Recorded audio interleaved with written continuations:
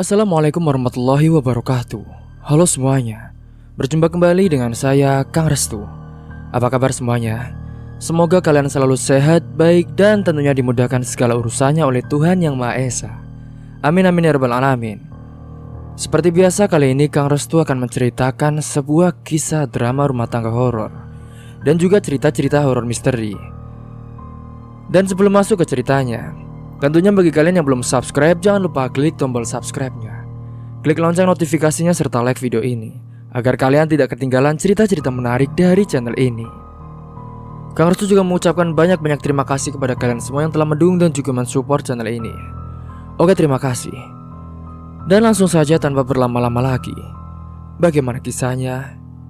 Ini dia ceritanya. Di rumah yang sederhana yang berdiri di sudut gang sempit, hiduplah seorang wanita bernama Endang. Ia adalah janda dengan anak satu perempuan, yaitu Caca, yang baru saja berusia 10 tahun dan duduk di kelas 4 SD.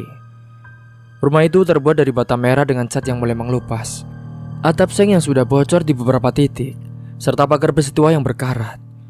Meskipun rumah itu kecil dan tampak usang, disitulah Endang bersama anaknya dan ibunya Nek Ipah menjalani hari-hari mereka. Pagi itu suara gerimis terdengar di atap rumah menyelimuti pagi dengan hawa sejuk. Endang terbangun lebih awal dari biasanya. Ia melirik jam di dinding yang sudah sedikit retak menunjukkan pukul 5 pagi. Alhamdulillah, masih sempat masak nasi, gumam Endang dengan pelan sembari melipat mukena yang ia gunakan untuk sholat subuh. Ia melangkah menuju dapur kecil di sudut rumahnya. Dapur itu penuh dengan peralatan sederhana, kompor gas 2 tungku yang sudah karatan, panci, serta rak piring dari kayu yang mulai keropos. Endang tak peduli dengan keterbatasan ini. Baginya dapur adalah pusat kehidupan mereka. Dang, sudah bangun? Tanya Nek Ipah dari kursi rotan di ruang tamu yang tak jauh dari dapur. Suaranya lemah dan serak, tanda usia yang telah menggerogoti kesehatannya. Iya bu, aku mau masak buat sarapan dulu. Sebentar lagi Caca juga bangun, jawab Endang sembari mengaduk nasi yang sedang dikukus. Itu jangan lupa bawang gorengnya, biar sedap ya, kata Nek Ipah lagi, kali ini dengan senyum tipis yang mengembang di bibir keriputnya. Endang hanya mengangguk. Setiap hari ia menjalani rutinitas yang sama, memasak sarapan, membangunkan Caca, menyiapkan bekal, lalu bergegas berangkat kerja sebagai OB di sebuah kantor. Gajinya tak seberapa, namun cukup untuk menghidupi mereka bertiga. Cukup untuk makan sehari-hari dan membayar uang sekolah Caca. Tak lama kemudian dari itu suara Caca pun terdengar dari dalam kamar. Mama, aku sudah bangun, Ma. Endang lalu segera menghampiri anaknya. Wajah Caca tampak mengantuk, tapi senyum cerah tak pernah hilang dari bibirnya. Anak itu selalu penuh semangat, meskipun tahu betul bahwa hidup mereka tak selalu mudah. Mama, hari ini ada acara di sekolah. Aku boleh ikut kan? Kata bu guru, ada jalan sehat buat hari kemerdekaan, Mah. Ujar Caca penuh harap. Endang pun terdiam sejenak. Ia tahu acara itu memerlukan biaya tambahan. Meski tak seberapa, namun ia juga tahu betapa pentingnya bagi Caca untuk ikut serta, agar dia tidak merasa berbeda dengan teman-temannya. Memangnya berapa uang yang perlu Mama kasih, Nak? Tanya Endang dengan lembut. Dia berusaha menyembunyikan kekhawatirannya. Murah, Ma, cuma 5.000 saja. Aku juga bisa bawa air minum sendiri, Ma, jawab Caca dengan polos. Endang pun tersenyum. Baiklah, Nak, nanti Mama kasih ya. Sekarang kamu sarapan dulu, habis itu siap-siap. Caca melompat kegirangan. Dia pun lalu segera menuju meja makan yang sudah dipenuhi dengan sepiring nasi goreng sederhana. Bawang goreng yang direkomendasikan oleh Nek Ipah memang menambah rasa gurih pada hidangan itu. Meski sederhana, makanan tersebut sudah cukup membuat Caca senang. Sementara itu Endang pun segera mengganti bajunya dengan seragam OB yang sudah terlihat lusuh. Ia memandang dirinya sejenak di cermin kecil di sudut ruangan. Wajahnya tampak lelah, namun ada kilatan ketegangan di sana. Hidup mungkin tak memberi banyak pilihan, tetapi ia tak pernah menyerah. Bagi Endang, Caca adalah segala-galanya, masa depan, serta harapan bagi keluarganya. Setelah memastikan semuanya sudah siap, Endang pun pamit kepada Nek Ipa. "Mak, aku berangkat dulu ya, Mak. Nanti ibu jangan lupa makan. Itu aku sudah taruh di meja ya." Nek Ipa pun mengangguk dengan pelan. Iya nak, hati-hati di jalan. Endang kemudian menggandeng tangan Caca dan mengantarkannya hingga ke depan sekolah. Meski letaknya tidak terlalu jauh dari rumah. Dan sesampainya di sana, Caca pun segera berlari kecil menghampiri teman-temannya. Tak lupa juga ia melambaikan tangan ke arah Endang. "Selamat bekerja, Mama. Aku sayang Mama. Dadah," teriak Caca penuh keceriaan. Endang tersenyum lebar dan melambaikan tangan kembali. "Iya sayang, Mama juga sayang kamu. Kamu belajar yang rajin ya nak." Ia menatap Caca sampai anak itu menghilang di tengah kerumunan anak-anak lain. Setelah itu Endang pun melanjutkan perjalanannya menuju kantor, yang saat itu terletak sekitar 3 km dari rumahnya. Setiap hari Endang berjalan kaki karena ongkos ojek ataupun angkot terlalu mahal baginya. Meskipun terasa lelah, ia selalu berusaha menyelipkan doa dalam setiap langkahnya, berharap suatu saat hari hidup mereka akan lebih baik dari hari ini. Dan saat di kantor, Endang menjalani pekerjaannya dengan rajin. Setiap sudut kantor selalu ia sapu dan pel dengan hati-hati. Baginya kebersihan adalah harga diri. Meski hanya sebagai seorang OB, ia bangga bisa bekerja dan memberi nafkah untuk keluarganya. Para pegawai kantor seringkali tak menghiraukan keberadaannya. Tetapi bagi Endang, ia tak pernah mengeluh. Ia paham bahwa dalam roda kehidupan setiap orang punya peran masing-masing. Saat jam istirahat tiba, Endang pun duduk di sudut kantin dengan sekotak nasi bungkus sederhana. Di sela-sela makannya, ia juga membuka dompet kecil di dalam tasnya. Ada beberapa lembar uang kertas sisanya. Hanya cukup untuk makan dan kebutuhan sehari-hari. Tak ada yang tersisa untuk keperluan mendadak ataupun keinginan pribadi. Namun dalam hati, Endang tetap menghela nafas dengan panjang. "Ya Allah, beri saya kekuatan." Doanya di dalam hati, berharap ada secercah harapan di balik kesulitan yang sedang ia hadapi. Setelah istirahat sudah selesai, Endang pun kembali melanjutkan pekerjaannya hingga sore. Sementara itu di sekolah, Caca tampak gembira mengikuti acara jalan sehat bersama teman-temannya. Meskipun juga sepatunya Caca sudah usang dan air minum yang dibawanya hanya dalam botol bekas, sang anak tetap bersemangat. Di benak Caca adalah anak yang pandai bersyukur dan juga menikmati apa yang ada. Singkat cerita, pada sore harinya, Endang pun pulang dengan langkah sedikit lebih berat. Di tangannya ia membawa kantong plastik berisi sayur dan tahu untuk makan malam. Sampainya di rumah, Caca pun sudah menunggu di depan pintu dengan wajah yang cerah. "Bah, Mama sudah pulang. Mah, aku dapat hadiah dari lomba loh. Ini hadiahnya, Mah," seru Caca sambil menunjukkan sebuah buku gambar kecil yang menjadi hadiahnya. Endang pun tertawa kecil melihat itu. "Wah, anak Mama hebat. Selamat ya nak. Keren. Bagus hadiahnya." "Iya Mah, nanti aku akan menggambar rumah besar buat kita nanti Mah.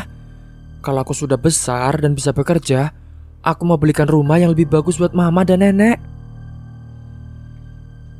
Endang tertegun mendengar ucapan dari anaknya.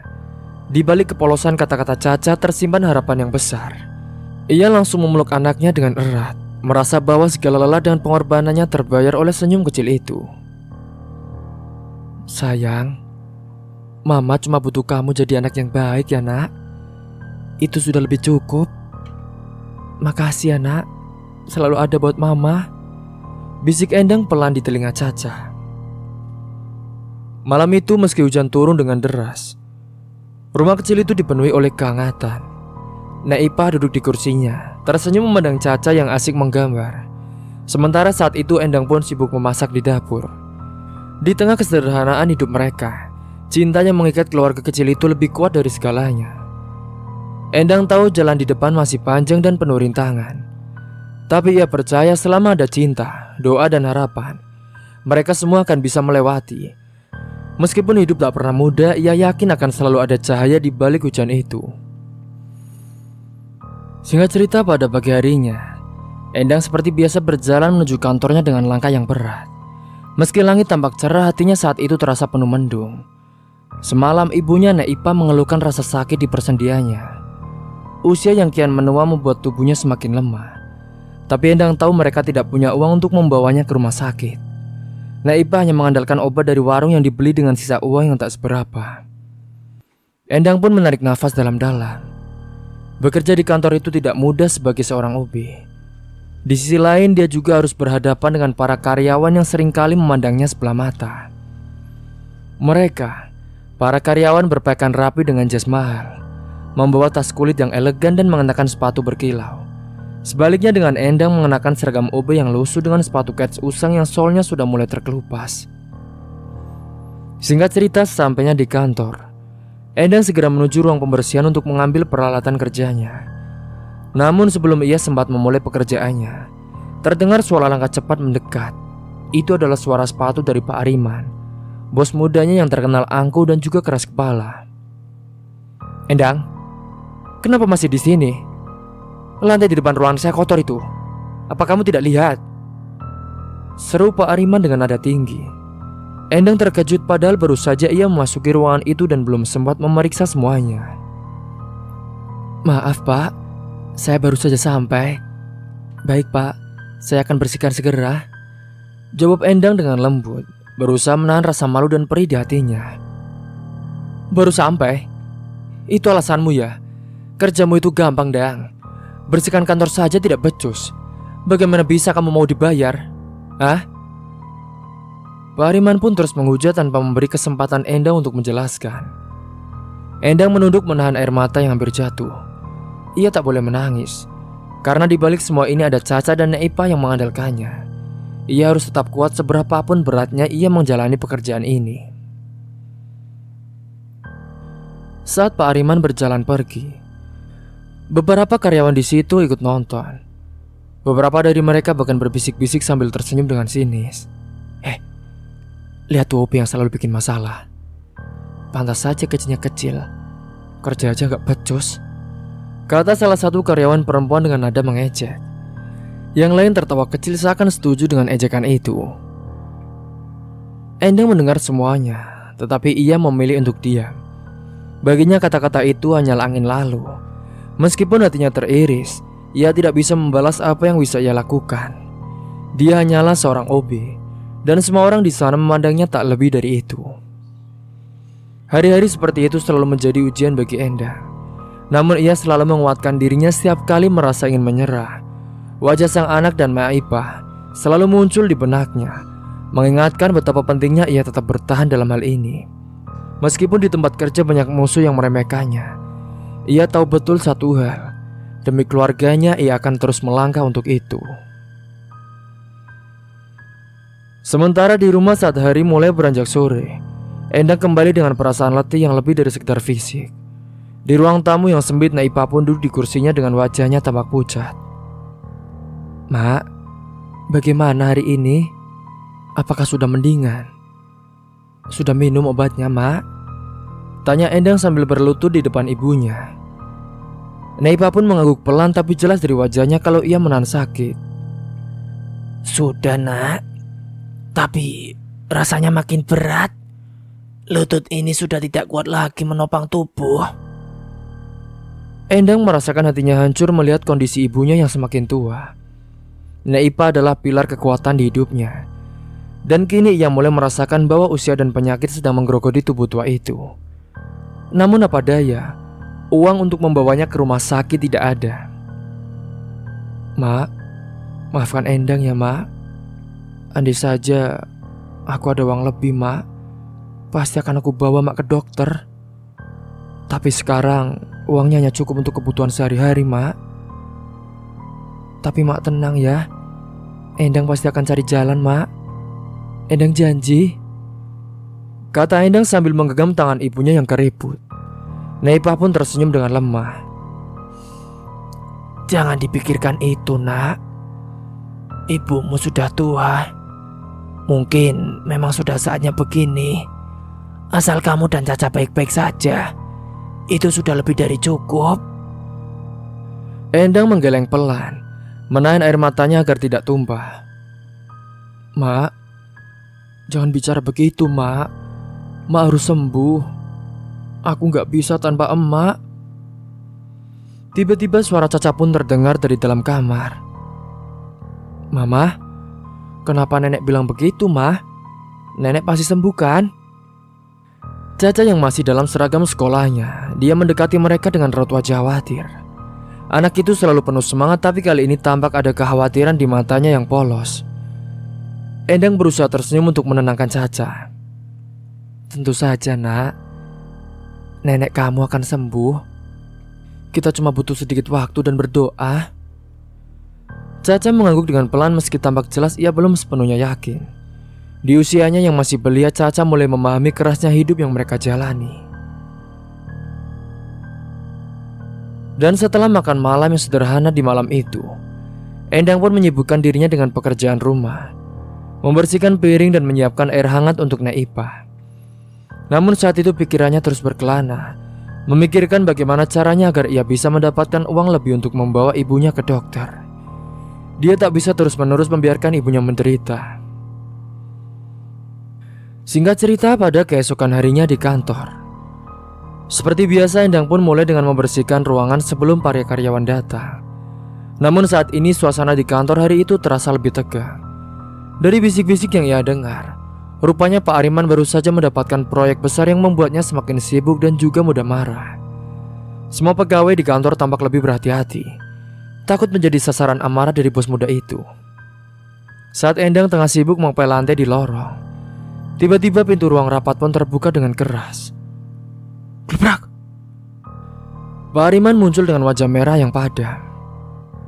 "Endang, apa kamu tidak lihat tumpukan sampah di dekat ruang rapat? Kenapa tidak segera dibersihkan?" serunya dengan suara yang tinggi. Endang terkejut dan segera menunduk. Maaf Pak, saya akan bersihkan sekarang." "Selalu saja begitu. Setiap hari kerja kamu selalu penuh masalah sih." Pak Ariman pun menggelengkan kepala dengan marah, lalu berjalan pergi tanpa memberi Endang kesempatan untuk menjelaskan. Singkat cerita, pada sore harinya, ketika semua pekerjaan di kantor telah selesai, Endang pun pulang dengan tubuh yang lelah. Namun setibanya di rumah, ia kembali dihadapkan pada kondisi ibunya yang kian memburuk. "Mak, kayaknya kita harus ke dokter, Mak. Aku gak bisa biarkan Mak terus begini, Mak," ucap Endang dengan suara penuh kekhawatiran. Namun Naipa hanya menggeleng pelan. "Tidak usah, Nak. Uangmu sudah cukup sulit. Obat warung ini saja sudah cukup kok." Endang tahu bahwa ibunya tak ingin menjadi beban, tapi ia juga tahu bahwa obat dari warung tak cukup untuk menyembuhkan penyakit yang diderita oleh ibunya. "Mama, kalau perlu uang, aku bisa bantu, Ma. Aku juga bisa jualan di sekolah." Tiba-tiba suara Caca terdengar lembut di sampingnya. Endang terkejut lalu menatap anaknya dengan mata berkaca-kaca. "Caca, kamu anak yang baik, Nak.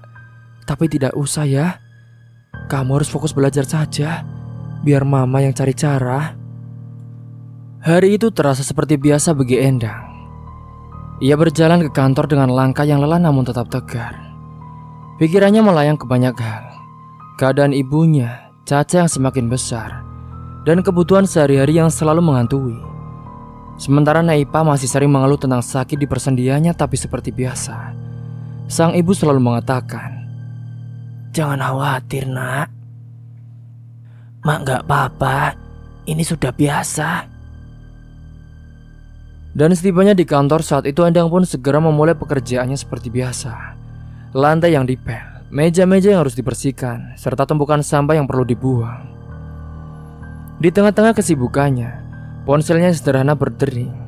Endang terkejut jarang sekali ada yang menelponnya di jam kerja, kecuali kalau itu sesuatu yang sangat mendesak. Saat itu ia melihat nama di layar, jantungnya pun berdegup dengan kencang. "Mbak Alia, kenapa ya?" Mbak Alia adalah tetangga yang tinggal tepat di sebelah rumahnya. Dia wanita parubaya yang sering membantu mengawasi Caca saat Endang pergi bekerja. Dengan tangan yang sedikit gemetar, Endang mengangkat telepon itu. "Halo Mbak Alia." "Endang, Endang, ya Allah Endang, kamu harus segera pulang. Suara Mbak Alia terdengar panik dan juga terburu-buru. Ada apa Mbak? Caca kenapa? Endang bertanya dengan cepat, takut terjadi sesuatu kepada anaknya. Bahkan sebelum Mbak Alia sempat menjawab, Endang juga sudah merasakan ada sesuatu yang sangat salah.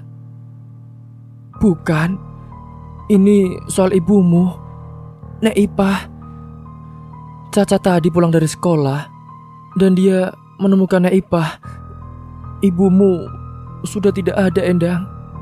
Ibumu sudah meninggal. Endang terkejut saat itu juga. Dunia terasa berhenti seketika, kaki Endang pun menjadi lemas. Suara Mbak Alia terdengar jauh dan bergaung di telinganya. Tidak mungkin Mbak, tidak mungkin. Tangannya Endang bergetar dengan hebat. Ponsel hampir terlepas dari genggamannya. Iya Mbak, Caca tadi berlari keluar rumah. Dia menangis, teriak-teriak memanggilmu. Dia shock Endang. Kamu harus segera pulang. Cepat. Lanjut Mbak Alia dengan suara lembut mencoba menenangkan. Dengan nafas terengah Endang berdiri dan melihat sekeliling. Ia pun harus pulang segera. Namun sebelum ia bisa melangkah, ingatannya tertuju pada satu hal. Dia adalah Pak Ariman, bosnya yang terkenal jahat dan juga keras kepala. Tapi bagaimana caranya aku bisa pulang ya? Gumamnya dengan sendiri. Saat itu Endang pun berjalan ke ruang kantor dengan langkah yang gemetar. Matanya berkaca-kaca. Ia tahu betul bahwa Pak Ariman tidak akan mudah memberikan izin. Tapi apalagi yang bisa ia lakukan? Ibunya baru saja meninggal, dan Caca juga sendirian di rumah dengan rasa takut yang sangat mendalam. Endang pun saat itu memberanikan diri untuk masuk. Setelah mengetuk pintu, ia melangkah masuk ke dalam ruangan. Saat itu Pak Ariman sedang duduk di balik meja besar dengan laptop terbuka di hadapannya. Wajahnya tampak serius seperti biasa. Permisi Pak Ariman. Suara Endang terdengar serak dan juga putus asa.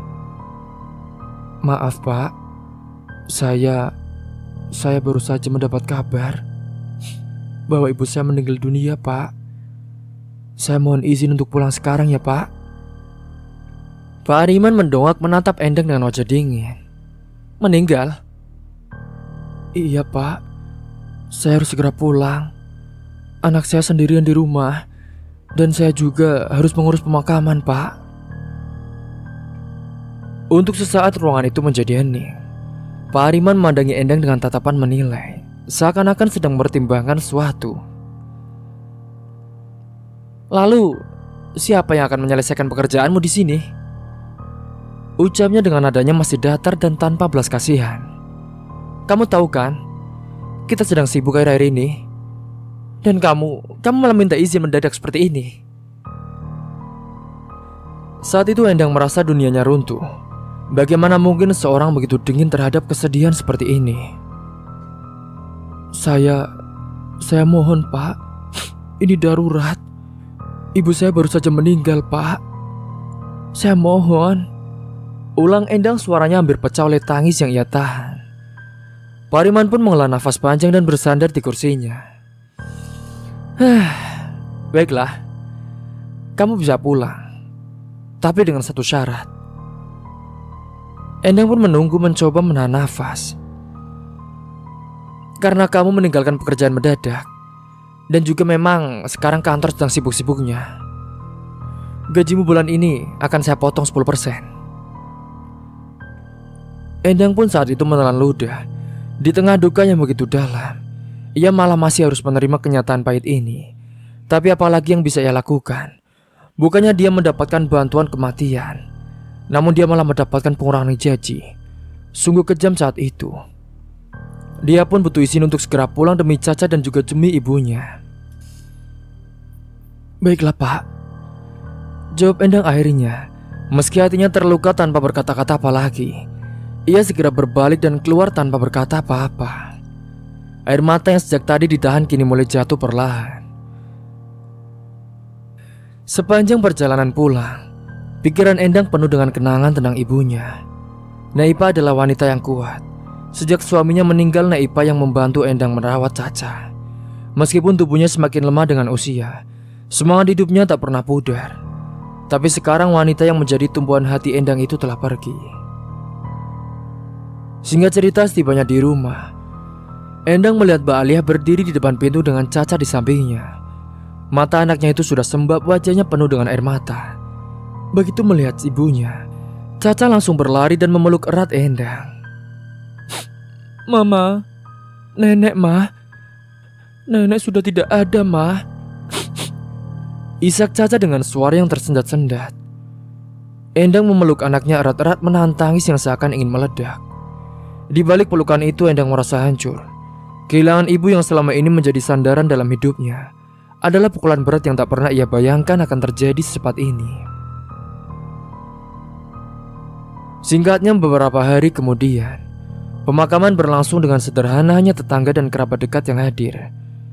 Endang saat itu hanya berdiri di samping anaknya, mengenakan kerudung hitam yang menutupi wajah letihnya. Tanah merah basah menjadi saksi bisu dari kepergian ibunya. Caca menangis tanpa henti dan Endang mencoba menenangkan anaknya meski hatinya sendiri terasa kosong. "Caca, kamu harus kuat. Nenek sudah di tempat yang lebih baik, Nak." Caca pun mendengarkan sambil meneteskan air matanya. Baginya Naipa adalah sosok nenek yang selalu mendongeng sebelum tidur, yang selalu memberinya nasihat, dan juga tak pernah berhenti memberikan cinta meski dalam kesederhanaan. Setelah pemakaman, hidup mereka pun berubah drastis. Setiap hari terasa berbeda tanpa kehadiran Naipa di rumah. Malam-malam terasa lebih sunyi dan ruang tamu yang dulu selalu diisi oleh obrolan kecil kini terasa kosong. Endang seringkali menatap kursi rotan tempat Naipa bisa duduk, seakan menunggu wanita tua itu kembali dari tidur panjangnya. Namun kehidupan tak pernah berhenti. Endang pun harus kembali bekerja dan itu berarti Caca harus dititipkan kepada Mbak Alia. Endang juga kadang merasa bersalah karena dia tidak bisa selalu ada untuk anaknya. Singkatnya, pada suatu pagi sebelum berangkat bekerja, Endang seperti biasa mengantar Caca ke rumah Mbak Alia. Saat itu Caca tampak murung, masih belum sepenuhnya pulih dari kesedihan kehilangan neneknya. Dia meminta kepada Mbak Alia. Sehabis pulang sekolah, dia memohon kepadanya untuk menjaganya saat Endang sedang bekerja. "Mbak Alia, saya titip Caca ya, Mbak. Nanti setelah pulang sekolah, saat saya masih kerja, tolong saya titip Caca ya, Mbak. Biar dia gak sendirian." "Jangan khawatir, Endang. Aku akan jaga Caca seperti anakku sendiri. Caca, nanti kamu bisa main dengan anak-anak di sini ya." Caca tersenyum tipis dan mengangguk. Meski sulit, perlahan ia pun mulai mengerti bahwa hidup kadang harus terus berjalan meski dengan hati yang penuh luka. Setelah kepergian Naipa, memang rumah itu sekarang terasa sunyi. Tak ada lagi suara lembutnya yang memanggil Caca atau tawanya yang renyah ketika mengajak cucunya untuk bercanda. Dan sejak kematian itu, Caca sekarang berubah. Anak yang dulu selalu ceria dan penuh semangat kini lebih sering menyendiri, tak banyak bicara, bahkan jarang senyum. Endang menyadari perubahan anaknya. Setiap kali pulang kerja, ia melihat Caca hanya duduk di pojok kamar, memeluk lututnya, menatap kosong ke arah jendela. Piring makannya pun selalu tersisa, bahkan kadang tak disentuh sama sekali. "Caca, kamu gak mau makan, Nak?" tanya Endang suatu sore, mencoba bersikap selembut mungkin. Caca hanya menggeleng pelan tanpa menjawab. Tatapannya tetap kosong dan tanpa kata-kata, ia berjalan menuju kamar, menutup pintu perlahan. Hati Endang serasa ditusuk. Dia tahu Caca sangat dekat dengan Naipa, tapi dia tak pernah menyangka kehilangan itu akan begitu membekas hingga mengubah anaknya. Endang juga merasakan ada jarak yang kian terbentang antara dirinya dan juga anaknya. Sebagai seorang ibu, Endang merasa bersalah, mungkin karena dirinya terlalu sering sibuk kerja. Caca juga merasa terabaikan, padahal segala yang dilakukannya selama ini, termasuk bekerja keras, adalah untuk masa depan Caca. Di sekolah-sekolah, guru-guru pun mulai memperhatikan perubahan perilaku dari Caca. Dulu Caca dikenal sebagai anak yang ceria, mudah bergaul dan juga selalu aktif dalam setiap kegiatan di sekolah. Kini ia lebih banyak duduk di pojok kelas, menghindari teman-temannya. Tepatnya pada suatu hari saat Ibu Wati, wali kelas Caca, menghubungi Endang untuk membahas kondisi anaknya. Di ruang guru saat itu Endang duduk dengan gelisah sambil mendengarkan apa yang dikatakan oleh wali kelas itu. Bu Endang, saya melihat perubahan yang cukup signifikan pada Caca, Bu. Dia sekarang sudah jarang bermain dengan teman-temannya. Dan sekarang dia terlihat murung di kelas. Apakah di rumah terjadi sesuatu, Bu, yang membuat Caca merasa sedih? Tanya Ibu Wati dengan hati-hati. Endang menunduk menahan rasa perasaan yang berkecamuk. Iya, Bu. Caca kehilangan neneknya beberapa minggu lalu. Sejak itu dia berubah, Bu. Saya juga bingung harus bagaimana. Saya coba untuk selalu ada buat dia. Namun saya juga harus bekerja, Bu. Ibu Wati mengangguk penuh pengertian. Saya mengerti, Bu Endang. Kehilangan orang yang dekat memang sangat berat, apalagi untuk anak seusia Caca. Saya hanya khawatir, Bu, kondisinya nanti akan semakin memburuk. Endang pun hanya bisa mengangguk. Ia tahu bahwa kondisi Caca semakin mengkhawatirkan, tapi ia juga tidak punya pilihan lain. Pekerjaan di kantor tak bisa ditinggalkan begitu saja. Dan di sisi lain Caca jelas membutuhkan perhatian yang lebih. Singkat cerita, pada saat di rumah Mbak Alia, tempat Caca sering dititipkan, perubahan itu juga terlihat jelas. Dulu memang Caca selalu bermain dengan anak-anak dari Mbak Alia, tetapi kini ia lebih sering mengurung diri di kamar. Mbak Alia sering mengetuk pintu mencoba mengajaknya keluar, tapi Caca hanya menjawab dengan suara pelan dari dalam. Aku capek, Bu, gak mau main. Tepatnya pada suatu siang, Mbak Alia menelepon Endang di kantor. Halo Endang, aku khawatir loh dengan anakmu. Dia sekarang hampir gak makan apa-apa seharian ini. Wajahnya juga tampak pucat sekali. Apa kamu bisa pulang lebih awal hari ini? Endang merasa seperti dihantam oleh kenyataan pahit. Ya Allah, iya Mbak, saya segera pulang. Nanti jika ini sudah selesai ya Mbak. Endang segera meminta izin kepada atasannya, meski Pak Hariman lagi-lagi tampak tidak senang. Kamu kan baru saja pulang cepat beberapa hari lalu, Endang. Dan sekarang mau pulang lebih awal lagi. Aduh. Saya mohon Pak, anak saya sedang sakit. Lagian pekerjaan saya sudah selesai Pak, kata Endang mencoba menahan air matanya. Dengan tatapan tajam, Pak Hariman pun akhirnya mengangguk. Yalah, tapi ingat ya, jangan jadikan ini kebiasaan. Kamu tetap harus bekerja penuh bulan ini. Ini karena kamu sudah selesai, jadi saya biarkan kamu pulang. Sana. Endang mengangguk dan berlari keluar kantor. Sepanjang perjalanan pulang hatinya selalu dipenuhi rasa takut. Bagaimana jika Caca benar-benar jatuh sakit parah? Bagaimana jika ia tak mampu merawat anaknya dengan baik? Ia begitu khawatir. Ia tidak mau kehilangan anaknya setelah kehilangan ibunya. Singkat cerita, setibanya di rumah Mbak Alia, Endang langsung menuju kamar di mana Caca berbaring. Memang saat itu wajah putrinya terlihat pucat. Bibirnya kering dan matanya tampak sayu. Endang duduk di sampingnya menyentuh dahi Caca yang saat itu terasa sangat panas. Caca, Mama di sini nak. Kamu kenapa gak mau makan? Badan kamu juga panas sekali loh nak, tanya Endang dengan suara lembut penuh kekhawatiran. Aku kangen nenek Mama. Nenek dulu selalu ada buat aku. Sekarang nenek gak ada. Aku gak tahu harus gimana Ma. Aku gak mau makan. Aku mau nusul nenek saja Ma. Caca, kamu gak boleh ngomong gitu. Kamu harus makan biar kamu sehat. Endang saat itu memeluk anaknya dengan erat. Air matanya juga mulai jatuh. Mama juga tahu nak, Mama juga kangen nenek. Tapi nenek sudah tenang di sana. Kamu juga kan masih punya Mama di sini nak. Caca menangis semakin keras dalam pelukan Endang. Dan untuk pertama kalinya sejak kepergian Ipa, Endang merasakan bahwa putrinya benar-benar melepaskan rasa sakit dan kesedihannya. Selama beberapa hari berikutnya, Endang berusaha lebih keras untuk merawat Caca. Ia membawa putrinya ke dokter dan memastikan Caca mendapatkan obat serta makanan yang cukup. Meski Caca masih sulit makan, setiap malam Endang menemani Caca hingga tertidur. meski tubuhnya sendiri lelah setelah bekerja seharian penuh. Namun meski demikian, Caca sekarang tampak tetap lesu. Kesehatannya juga sangat mengkhawatirkan sekarang. Tapi semangat hidupnya belum sepenuhnya kembali. Ia juga masih sering murung. Dan saat Endang harus bekerja, Caca hanya duduk diam di rumah Mbak Alia, seolah-olah dunianya sudah tidak lagi menarik baginya. Dan hari demi hari, Caca pun ternyata sakit. Dan dia pun harus dirawat di rumah sakit karena memang semenjak kejadian itu, dia mengalami perubahan fisik yang sangat signifikan. Sudah beberapa hari Caca dirawat di rumah sakit. Tubuh kecilnya yang dulu penuh energi kini terbaring lemah, terhubung dengan berbagai alat medis yang membantu tubuhnya tetap berfungsi. Endang dengan segala keterbatasan keuangannya memutuskan untuk merawat Caca di rumah sakit meskipun biaya yang harus ditanggung sangat besar.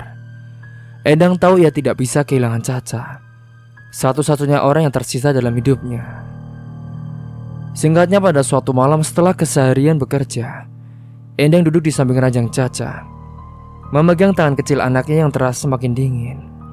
Wajah Caca pucat dan mata kecilnya tampak semakin redup. Air mata Endang pun jatuh satu persatu. Namun ia tetap mencoba tersenyum meski hatinya penuh kekhawatiran. "Mama ada di sini, Nak. Kamu harus kuat ya. Kita akan lewati ini bersama-sama." Namun jauh di lubuk hatinya, Endang tahu Caca sudah semakin lemah. Setelah berminggu-minggu tak mau makan dan minum dengan benar, kondisi fisiknya menurun drastis ditambah dengan kesedihan yang begitu mendalam. Dokter yang merawatnya juga sudah memperingatkan Endang bahwa kondisinya sudah kritis dan segala kemungkinan pun bisa terjadi. Tepatnya pada keesokan harinya, di tengah siang yang terik, Endang harus kembali ke kantor. Meskipun Caca sedang dalam kondisi kritis, dia tetap terikat dengan tanggung jawab pekerjaannya. Bagaimanapun juga dia butuh uang untuk membayar biaya rumah sakit. Tapi dia tidak khawatir karena Mbak Alia yang selama ini banyak membantu menawarkan diri untuk menjaga Caca sementara saat Endang bekerja. "Endang, saya akan jaga Caca sampai kamu pulang. Jangan khawatir ya. Kalau ada apa-apa, saya akan segera kasih kabar," kata Mbak Alia saat Endang hendak berangkat kerja. Endang mengangguk dengan berat hati. "Terima kasih, Mbak. Saya janji akan pulang secepat mungkin." Dengan langkah berat, Endang pun meninggalkan rumah sakit dan menuju kantornya. Di sepanjang perjalanan hatinya dipenuhi kekhawatiran. Ia tak henti-hentinya memikirkan kondisi Caca. Pikiran itu terus menghantui Endang, tapi dia tahu bahwa dia tidak punya pilihan lain. Pekerjaan adalah satu-satunya cara untuk tak bisa membiayai perawatan Caca. Di kantor saat itu suasana sedang sangat sibuk. Tumpukan pekerjaan yang harus diselesaikan membuat ruangan itu penuh dengan aktivitas. Endang mencoba fokus pada tugasnya, meskipun pikirannya terus melayang ke Caca yang sedang terbaring lemah di rumah sakit. Tiba-tiba saat itu ponselnya pun berdering. Nama Mbak Alia muncul di layar. Jantung Endang lagi-lagi berdegup dengan kencang dengan tangan gemetar. Ia pun mengangkat telepon itu. "Halo, Endang. Endang, kamu harus kesini sekarang. Caca, Endang. Caca kondisinya semakin buruk." Suara Mbak Alia terdengar panik di seberang telepon. Tanpa berpikir panjang, Endang pun segera bangkit dari tempatnya dan berlari menuju ruangan Pak Ariman untuk meminta izin pulang. "Pak, saya harus pulang, Pak. Anak saya dalam kondisi kritis di rumah sakit. Saya mohon izin, Pak. Saya mohon," kata Endang terburu-buru dengan nafas yang tersengal. Namun Pak Ariman menatapnya dengan tatapan dingin seperti biasa. "Endang, kamu lihat sendiri kan, kantor sedang sibuk. Hari ini akan banyak tamu tahu. Kita sedang butuh semua orang untuk bekerja penuh hari ini. Kamu gak bisa pergi sekarang." "Tapi Pak, anak saya bisa meninggal kapan saja, Pak. Saya harus ada di sana," kata Endang dengan suara yang mulai bergetar menahan tangis. Namun Pak Ariman tetap tak bergeming. "Iya, kamu bisa pergi setelah semua pekerjaan selesai. Itu peraturannya." Endang merasakan seluruh tubuhnya lumpuh. Bagaimana mungkin seorang bisa begitu kejam di saat seperti ini? Waktu pun terus berlalu dan setiap menit terasa seperti sebuah siksaan. Endang berulang kali melirik ponselnya, berharap tidak ada kabar buruk yang datang. Hingga akhirnya setelah beberapa jam berlalu, ia pun diberi izin untuk pulang. Endang berlari secepat mungkin menuju rumah sakit. Hatinya saat itu penuh dengan kecemasan. Keringat dingin membasahi wajahnya dan air matanya tak lagi bisa dibendung. Sesampainya di rumah sakit, ia pun melihat Mbak Alia berdiri di luar ruang ICU dengan wajah penuh kesedihan. "Mbak Alia, Caca mana, Mbak? Caca mana?" tanya Endang terengah-engah. Namun Mbak Alia hanya menunduk dengan air mata yang mengalir di pipinya. "Endang, Caca sudah pergi. Maaf, aku sudah mencoba menenangkannya. Tapi aku tidak membuat kamu khawatir. Jadi dia pergi beberapa menit yang lalu." Dunia Endang pun saat itu seakan runtuh. Lututnya terasa lemas, tubuhnya gemetar. Dengan langkah gontai, ia pun masuk ke ruangan di mana Caca terbaring. Tubuh kecil itu sudah terbungkus kain putih. Wajah mungilnya tampak begitu damai, seolah-olah semua penderitaan telah hilang. Endang pun mendekat, berlutut di samping ranjang dan memegang tangan dingin dari Caca. Air matanya jatuh tanpa henti. "Maaf, Nak. Maaf, Mama telat. Maaf, Mama gak bisa selalu ada buat kamu." Caca pun telah pergi, menyusul neneknya. Endang merasa seperti ada bagian dari jiwanya yang ikut mati bersamanya. Dalam hening ruangan itu, hanya isak tangis Endang yang terdengar. Setelah pemakaman Caca, Endang merasa dunia ini tak lagi punya arti. Dua orang yang paling ia cintai telah pergi, meninggalkannya sendirian di dunia yang begitu kejam. Setiap sudut rumah mengingatkannya pada Caca. Tawa kecilnya, senyum ceria yang kini tinggal kenangan. Endang pun tidak bisa lagi melanjutkan hidupnya seperti biasa. Dia tahu bekerja di kantor itu hanya akan mengingatkannya pada rasa bersalah yang terus menghantui. Akhirnya dengan keputusan yang berat, Endang pun memutuskan untuk mengundurkan diri dari pekerjaannya. Kini Endang pun hidup seorang diri. Setiap hari terasa panjang dan sunyi. Tidak ada lagi suara tawa Caca yang memenuhi rumah. Dan di malam-malam yang sunyi, Endang sering duduk di depan foto Caca dan Neipa. Ia menatap foto itu dengan lama, dengan air mata yang tak pernah benar-benar kering. "Mama kangen kalian.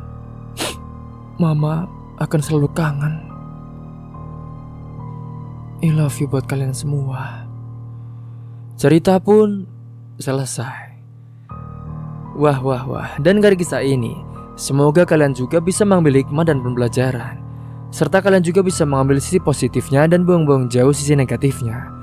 Mungkin itu saja yang dapat saya sampaikan. Kurang lebihnya mohon maaf apabila ada salah kata ataupun ucapan yang kurang berkenan bagi kalian semua. Sampai jumpa di cerita selanjutnya. Akhir kata, wassalamualaikum warahmatullahi wabarakatuh.